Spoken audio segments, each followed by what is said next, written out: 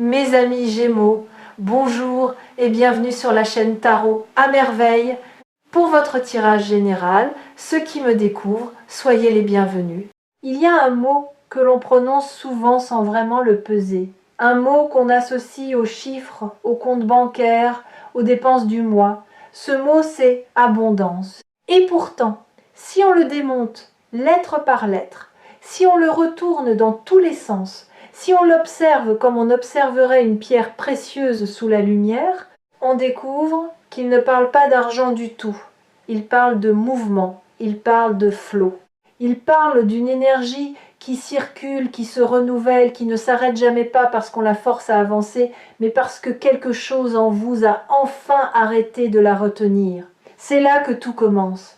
Pas dans votre portefeuille, pas dans votre compte en banque, mais dans cette croyance silencieuse, enfouie, très profond, qui vous dit que vous ne méritez pas plus que ce que vous avez déjà, que ce serait trop beau, que les choses faciles ne durent pas, que l'argent, pour vous, ça a toujours été compliqué. Cette croyance-là, vous l'avez peu être héritée, peut être qu'elle vient de ce que vous avez vu grandir, peut être qu'elle vient d'une période difficile qui vous a marqué au fer rouge.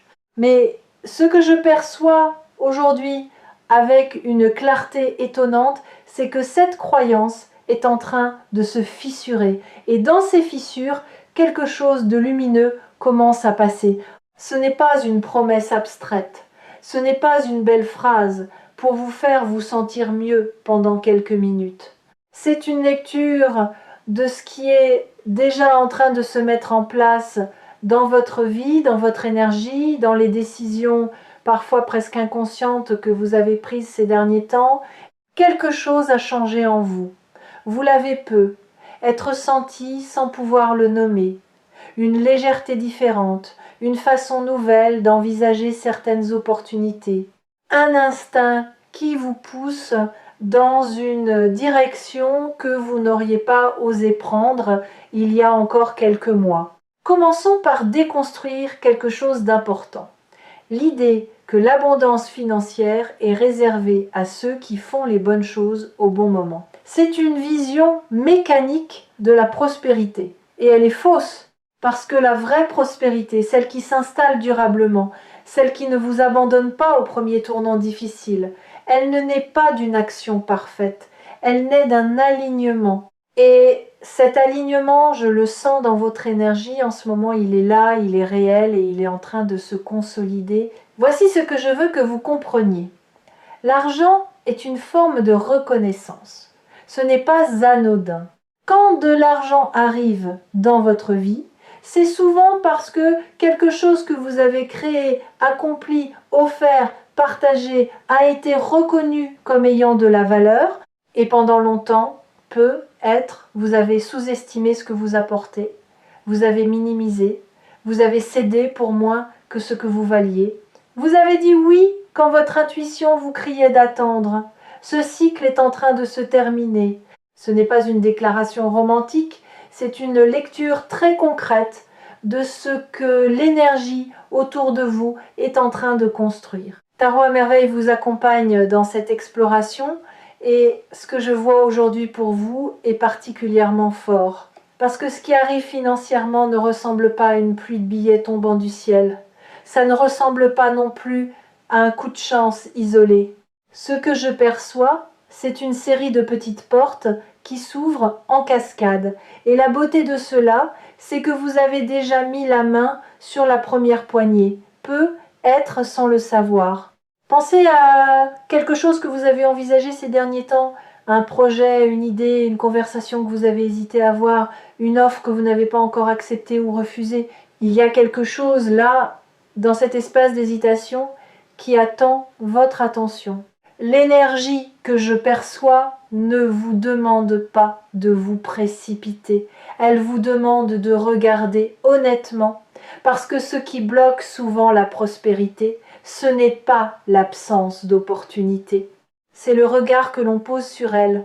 Un regard fatigué voit des pièges, un regard en train de se renouveler voit des portes. Et votre regard est en train de se renouveler. Il y a quelque chose de fascinant dans le mot abondance que j'ai mentionné au début et je veux y revenir différemment maintenant.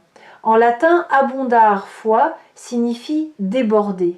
Comme une rivière qui déborde de ses berges au printemps, non pas parce qu'elle est en crise, mais parce qu'elle est pleine, parce que les neiges fondues ont alimenté sa source et que l'eau n'a nulle part où aller sinon se répandre. Votre abondance financière à venir ressemble à ça, à quelque chose qui a été alimenté en silence, en profondeur et qui est sur le point de déborder naturellement. Ce débordement, certains d'entre vous l'ont déjà senti sous forme d'une idée qui revient encore et encore, une idée que vous n'avez pas encore agi dessus parce que vous vous êtes dit que ce n'était pas le bon moment, que vous n'étiez pas encore prêt, que ça semblait trop grand ou trop différent de ce que vous faisiez avant. Et si ce moment dont vous attendiez la venue était en réalité déjà là, et si près était une illusion confortable que vous avez entretenue pour ne pas avoir à traverser l'inconfort du premier pas. Je pose ces questions non pas pour créer de la pression, mais parce que l'énergie que je lis autour de vous en ce moment est une énergie de maturité. Vous n'êtes plus au stade de la graine. Vous êtes au stade de la plante qui a poussé, dont les racines sont solides et qui a besoin d'espace pour s'épanouir pleinement. Ce dont vous avez besoin maintenant, ce n'est pas plus de préparation, c'est plus d'espace, plus de permission que vous vous accordez à vous-même. Il y a une distinction cruciale que je veux introduire ici, la différence entre foi attendre, foi et foi recevoir. Beaucoup de personnes qui ont une belle relation avec la spiritualité, qui méditent, qui travaillent sur elles-mêmes, qui envoient de bonnes intentions dans l'univers, ces personnes-là attendent souvent l'abondance comme on attend un train en restant immobile sur le quai, les yeux fixés sur l'horizon. Mais recevoir, c'est différent. Recevoir, c'est actif. C'est ouvrir les mains. C'est dire oui avant de connaître tous les détails. C'est faire confiance que ce qui vient est aligné avec ce dont vous avez besoin, même si sa forme vous surprend. L'énergie financière qui arrive pour vous n'a peut être pas la forme que vous imaginez. Elle ne se présentera peu, être pas comme vous l'avez visualisé dans vos moments de méditation ou de prière, mais elle sera réelle. Et elle sera à la hauteur de ce que vous avez semé, souvent sans le voir, souvent sans le comptabiliser, dans les efforts, les services, les créations, les connexions que vous avez nourries avec sincérité. Voici un autre angle que je veux explorer avec vous, la relation que vous avez avec la dépense, pas au sens budgétaire du terme, au sens énergétique. Est-ce que chaque fois que vous investissez de l'argent dans quelque chose pour vous-même, dans un outil, dans une formation, dans une expérience, est-ce que vous le faites avec confiance ou avec peur? Parce qu'il y a une différence énorme entre ces deux états intérieurs, même si l'action extérieure semble identique. Quand on dépense dans la peur, on envoie un signal qui dit « je ne suis pas sûr que ça revienne ». Quand on investit dans la confiance, on envoie un signal qui dit « je sais que cette énergie se multiplie ». Et l'univers, d'une certaine façon que je ne peux pas entièrement expliquer, mais que je perçois très clairement, répond à ces signaux. Ce que je vois pour vous, c'est un glissement progressif déjà en cours, de la dépense dans la peur vers l'investissement, dans la confiance. Et ce glissement est précisément ce qui crée les conditions pour que l'argent commence à circuler différemment dans votre vie. Pas parce que vous avez dit la bonne affirmation au bon moment, mais parce que quelque chose dans votre façon d'être a évolué. Il y a des personnes parmi vous qui ont traversé une période financièrement difficile. Peut être récemment, peut être sur une durée assez longue pour que ça ait profondément modifié votre relation à la sécurité. Et si c'est votre cas, je veux vous dire quelque chose d'important. Cette période vous a donné quelque chose que vous ne mesurerez peu, être que plus tard. Elle vous a donné une résilience que vous n'aviez pas avant, une créativité dans la débrouillardise, une capacité à distinguer ce qui compte vraiment de ce qui ne compte pas, et surtout une profonde gratitude pour les choses simples qui est paradoxalement l'un des états intérieurs les plus puissants pour attirer davantage. La gratitude n'est pas une technique, c'est une façon de percevoir quand vous êtes dans un état authentique de gratitude pour ce que vous avez déjà, même si c'est peu, même si vous voudriez plus quelque chose dans votre champ énergétique s'ouvre, vous passez du mode manque au mode suffisance évolutive. Et c'est depuis cet endroit-là que l'abondance grandit le plus naturellement.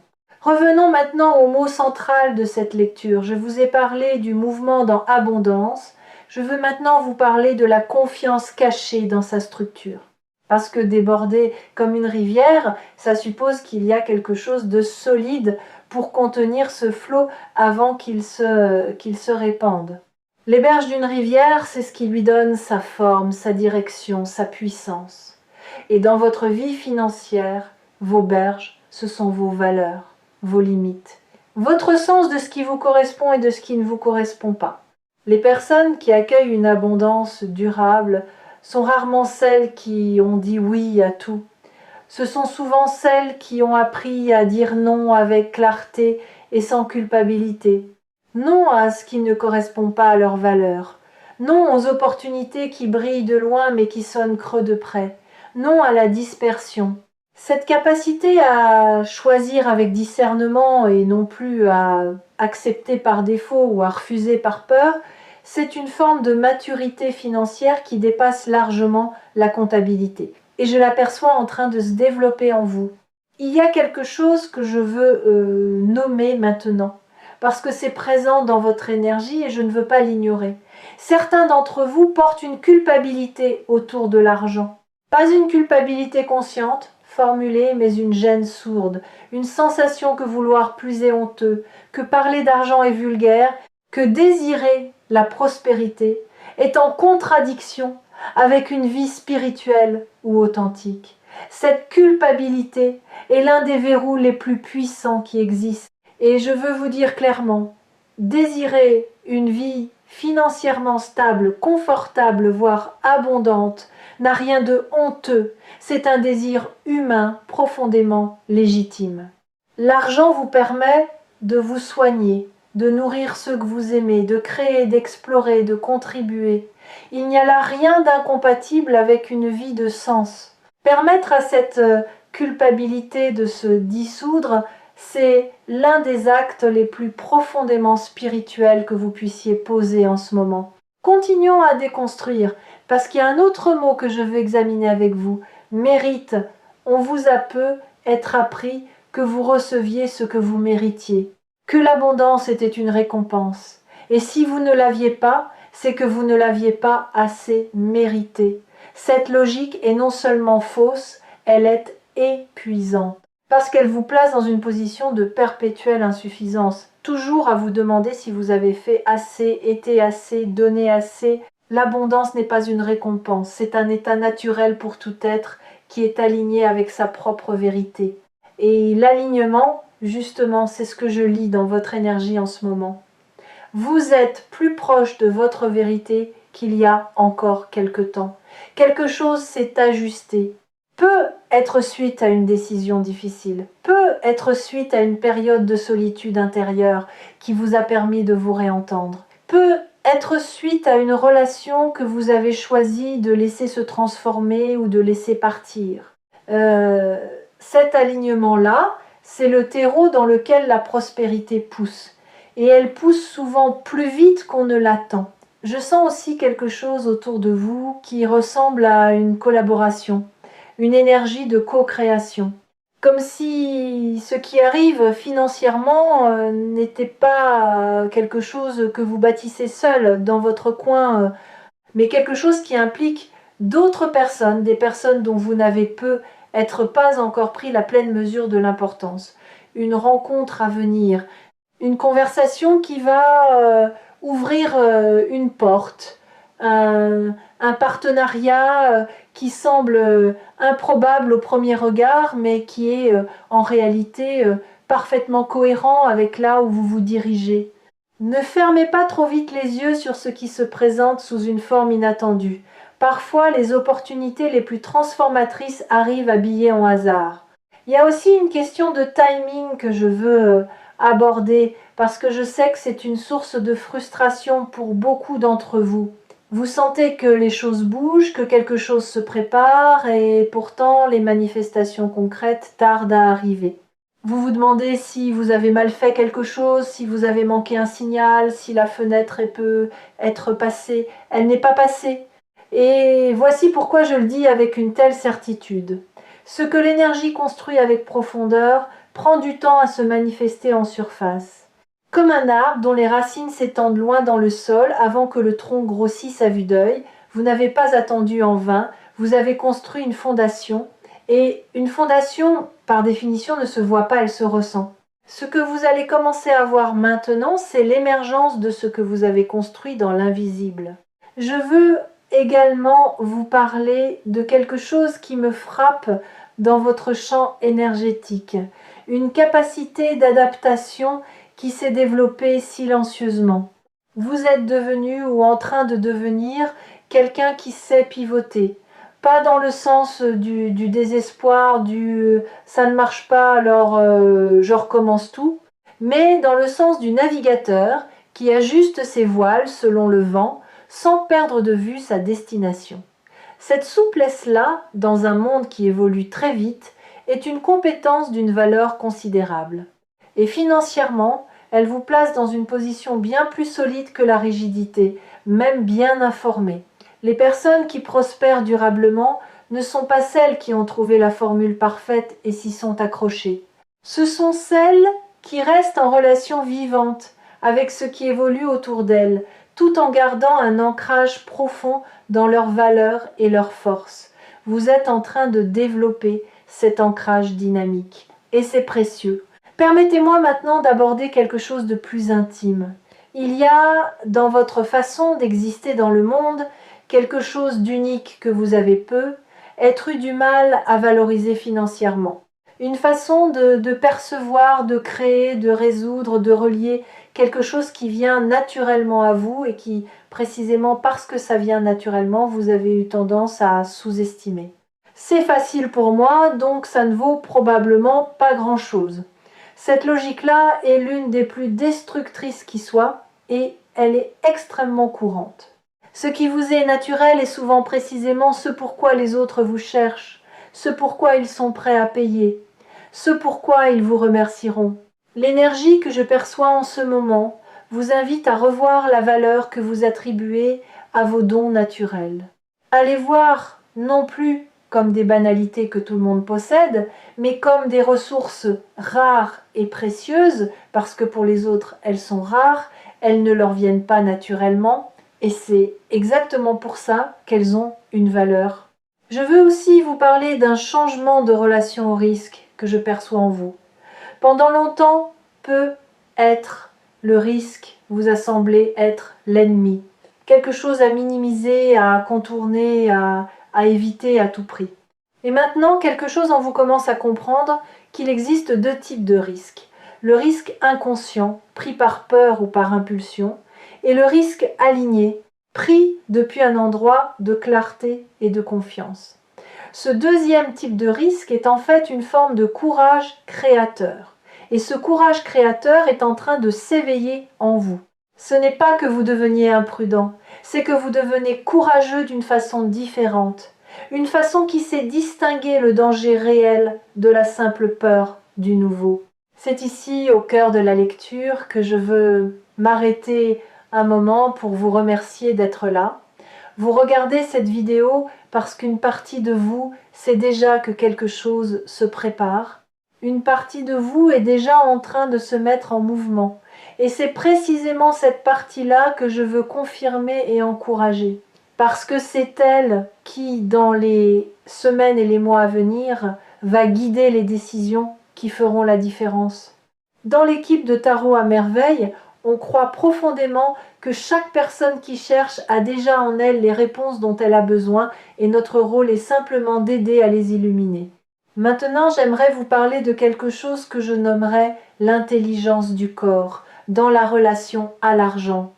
Parce que la prospérité n'est pas que mentale, ni que spirituelle. Elle est aussi physique. Votre corps sait des choses que votre mental met beaucoup de temps à formuler. Quand vous êtes face à une opportunité, qu'est-ce que vous sentez dans votre poitrine? Dans votre ventre? Est-ce que vous vous redressez ou est-ce que vous vous contractez? Est-ce que votre respiration s'ouvre ou se ferme? Ces signaux sont des données précieuses et les apprendre à lire, à leur faire confiance est une compétence qui se développe avec la pratique. L'énergie que je perçois autour de vous en ce moment est une énergie d'expansion corporelle. Pas d'agitation, pas d'impatience, mais d'expansion, comme si votre corps commençait à occuper plus pleinement l'espace qui lui appartient. Il y a une image qui me vient et je veux vous la partager. Imaginez un musicien qui a passé des années à apprendre les gammes, les accords, la théorie, des années à travailler dur, à répéter, à s'ennuyer parfois, et puis vient un moment, pas dramatique, pas spectaculaire, où tout ça se met en place naturellement. Où il joue et les notes coulent sans qu'il ait besoin de les chercher, où la musique sort d'un endroit qui est devenu profond et sûr en lui. Ce moment n'est pas arrivé parce qu'il a soudainement mérité de jouer bien, il est arrivé parce que tout ce qu'il avait accumulé, appris, pratiqué était enfin prêt à se libérer. Vous êtes dans cet endroit-là par rapport à votre prospérité financière, vous avez accumulé, vous avez appris parfois douloureusement, et maintenant quelque chose est prêt à se libérer. Je veux aussi aborder la question des relations financières, non pas les relations amoureuses ou familiales en elles-mêmes, mais les dynamiques financières à l'intérieur des relations. Parce que parfois, ce qui bloque la prospérité n'est pas quelque chose d'individuel, mais quelque chose de systémique au sein d'un réseau relationnel. Des accords implicites autour de qui donne et qui reçoit, des hiérarchies silencieuses sur qui a le droit de prospérer et qui doit rester dans une certaine case. Ces dynamiques peuvent être puissantes et invisibles à la fois. Ce que je lis dans votre énergie, c'est une recomposition de ces dynamiques. Comme si vous renégociez, parfois sans le formuler explicitement, la place que vous occupez dans certains systèmes relationnels. Et cette recomposition, quand elle est faite depuis un lieu de clarté et non de revanche, est l'une des choses les plus libératrices qui puissent arriver sur le plan financier. Vous n'avez pas besoin de vous battre pour votre place. Vous avez besoin de la prendre simplement et fermement. Je veux prendre un instant pour parler d'un phénomène que beaucoup de personnes vivent, mais que peu nomment clairement la fatigue de l'effort constant. Cette sensation d'avoir tant donné, tant essayé, tant poussé, et de se sentir épuisé non pas par le manque de résultats, mais par le rythme lui-même. Cette fatigue est un signal important. Elle vous dit que votre façon de chercher la prospérité a peut être besoin d'évoluer, que la valeur ne se crée pas toujours dans l'effort intense et visible, mais parfois dans la qualité de présence, dans la profondeur d'une décision, dans la précision d'un choix fait depuis le calme plutôt que depuis l'urgence. Ce que je vois dans votre énergie, c'est une transition vers une productivité plus juste, pas moins ambitieuse, mais mieux ancrée. Il me vient maintenant quelque chose de précis, et je veux vous le transmettre tel quel. Il y a autour de vous une énergie qui ressemble à une remise à jour. Comme quand un système informatique tourne en arrière-plan pour intégrer toutes les nouvelles données et se reconfigurer, vous n'en voyez pas tous les effets en surface, mais il se passe quelque chose de structurel. Une nouvelle programmation s'installe, une programmation de prospérité qui remplace progressivement des schémas anciens, hérités, qui ne vous appartenaient peu, être même pas vraiment.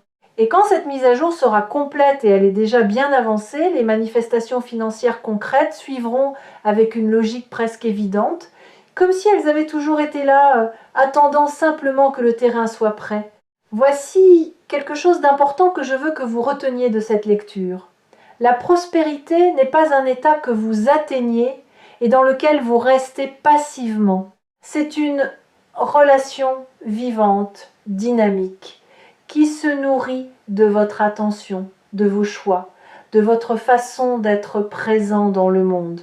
Et l'une des formes d'attention les plus puissantes que vous pouvez lui porter en ce moment, c'est de commencer à remarquer les preuves qu'elle est déjà là, petite, parfois microscopique. Un inattendu qui arrive au bon moment, une dépense qui ne se matérialise pas, une idée qui, si vous la suiviez, pourrait valoir bien plus que ce qu'elle semble promettre à première vue. Notez-les, pas pour les comptabiliser anxieusement, mais pour construire une preuve personnelle que l'abondance cherche à vous rejoindre. Je sens également une clarté nouvelle autour de votre rapport à la valeur du temps, parce que le temps est la ressource la plus précieuse que vous possédez, bien plus que l'argent lui-même, et la façon dont vous l'allouez est directement corrélée à la façon dont la prospérité se manifeste dans votre vie. Est-ce que vous passez du temps sur ce qui vous fait avancer, créer, vous développer, ou est-ce que vous passez la majorité de votre énergie sur ce qui vous maintient en place, sur ce qui peut être nécessaire hier mais qui ne l'est plus vraiment aujourd'hui? Cette question n'est pas là pour vous culpabiliser, elle est là pour vous inviter à un réajustement conscient, parce que la prospérité aime se diriger vers les personnes qui ont fait de la place pour elle dans leur agenda, dans leur esprit, dans leurs priorités.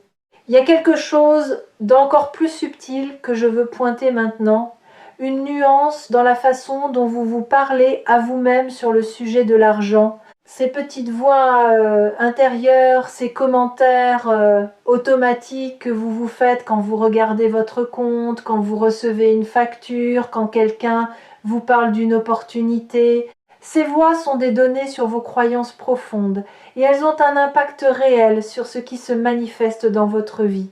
Je ne vous dis pas de changer ces voix artificiellement, de plaquer par-dessus des affirmations positives que vous ne ressentez pas vraiment. Je vous invite à les écouter avec curiosité plutôt qu'avec identification, à les voir comme des visiteurs qui vous informent sur quelque chose sans nécessairement avoir raison, et progressivement, en les observant ainsi, elles perdent de leur pouvoir. Cette pratique simple, juste observer, nommer, ne pas croire automatiquement, est l'une des plus transformatrices que vous puissiez intégrer dans votre rapport à la prospérité. Je touche maintenant quelque chose dans votre énergie qui me semble être une reconnaissance à venir. Non pas dans le sens de la gloire ou de la notoriété publique, quoique pour certains d'entre vous, il pourrait y avoir un élément de visibilité, mais dans le sens d'une reconnaissance de votre valeur par des personnes ou des systèmes qui ne l'avaient pas pleinement vu jusqu'ici. Un supérieur qui vous voit enfin pour ce que vous apportez vraiment. Un client qui revient et en amène d'autres. Une audience qui grandit parce que ce que vous partagez résonne profondément.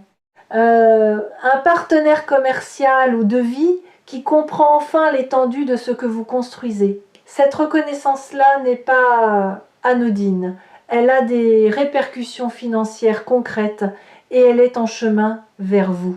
Vous avez également, et ceci je le perçois, avec une netteté particulière, une relation en train de se transformer avec la notion de suffisance, non pas la suffisance comme plafond, comme point d'arrêt où l'on cesse de vouloir croître, mais la suffisance comme état intérieur de base, comme fondation, cette capacité à se lever le matin en sentant que vous êtes assez, que vous avez assez, que vous faites assez tout, en continuant à vouloir plus, à aller plus loin, à vous développer. C'est une combinaison rare et puissante, et elle est en train de s'installer en vous. Quand la croissance naît de la plénitude plutôt que du manque, elle est infiniment plus durable, plus joyeuse et plus alignée avec ce que vous voulez vraiment construire. Je veux vous parler d'un autre aspect de la maturation financière que je perçois en vous, votre rapport à la patience stratégique. Il y a une différence entre attendre passivement que les choses arrivent et savoir tenir une position pendant que les conditions se mettent en place. La patience stratégique, c'est rester ancré dans une direction choisie, sans être déstabilisé par les délais, les détours ou les remises en question extérieures. C'est faire confiance au processus sans le forcer. Et cette forme de patience, elle n'est possible que lorsqu'on a une conviction profonde, pas une conviction aveugle, mais une conviction informée et ressentie que ce que l'on construit est juste. Je lis cette conviction en vous, elle est là, elle tient. Je veux vous partager une dernière image avant de conclure. Imaginez une personne debout au bord d'une plage à marée basse. Elle regarde la mer. Et elle ne sait pas parce que quelqu'un le lui a dit, mais parce qu'elle comprend les cycles de la nature que la marée va monter. Pas dans la panique, pas en courant vers l'eau, mais en se tenant prête, en ayant installé ce qu'elle voulait installer pendant que la mer était retirée, en sachant que ce qu'elle a préparé va bénéficier de la montée des eaux. Vous êtes cette personne. Vous avez travaillé pendant la marée basse. Vous avez planté, construit, ajusté. Et maintenant la marée monte. Ne courez pas, ne vous agitez pas. Tenez-vous simplement prêt avec une confiance calme. Parce que ce qui arrive ne peut pas vous manquer. C'est en train de se diriger vers vous avec une précision que vous commencerez à reconnaître seulement en regardant en arrière, plus tard. Et cette reconnaissance rétrospective, ce moment où vous vous direz « j'aurais dû y croire encore plus tôt », elle approche. Pour toutes les personnes qui ont suivi cette lecture jusqu'ici, qui ont ressenti quelque chose se bouger en elles, qui ont reconnu dans ces mots une vérité qu'elle portait sans pouvoir la formuler, vous êtes exactement là où vous devez être. Le chemin que vous avez parcouru, même dans ces parties les plus difficiles, les plus confuses, les plus douloureuses, vous a amené précisément à cette ouverture que je perçois dans votre énergie aujourd'hui. La prospérité financière qui se profile pour vous n'est pas une compensation pour ce que vous avez traversé. Elle est la suite logique de qui vous êtes devenu grâce à ce que vous avez traversé. Nuance importante. Parce que l'une de ces visions vous place en victime récompensée et l'autre vous place en être humain complet et évolutif qui récolte naturellement le fruit de sa transformation. Vous êtes ce deuxième. Cette lecture a été une exploration, pas une liste de prédictions, parce que ce qui vous appartient véritablement n'est pas une destinée fixe que quelqu'un d'autre peut lire pour vous, c'est une trajectoire que vous co-créez à chaque instant avec vos choix, votre énergie, votre façon d'être présent. Ce que j'ai perçu aujourd'hui, c'est la direction de cette trajectoire et elle pointe vers une expansion que vous méritez pleinement, non pas au sens d'une récompense, mais au sens d'une cohérence parfaite entre qui vous êtes et ce que vous accueillez dans votre vie. La communauté de Tarot à Merveille est là pour vous accompagner dans cette direction. N'oubliez pas de vous abonner si ce type de lecture vous parle, de partager avec ceux autour de vous qui pourraient bénéficier de ce message et surtout d'emporter avec vous non pas des prédictions gravées dans le marbre, mais cette certitude douce et solide que quelque chose de beau est en train de se construire dans votre vie financière. Vous n'avez pas à tout voir pour y croire, vous avez juste à rester suffisamment ouvert pour que ceux qui cherchent à vous rejoindre puissent vous trouver.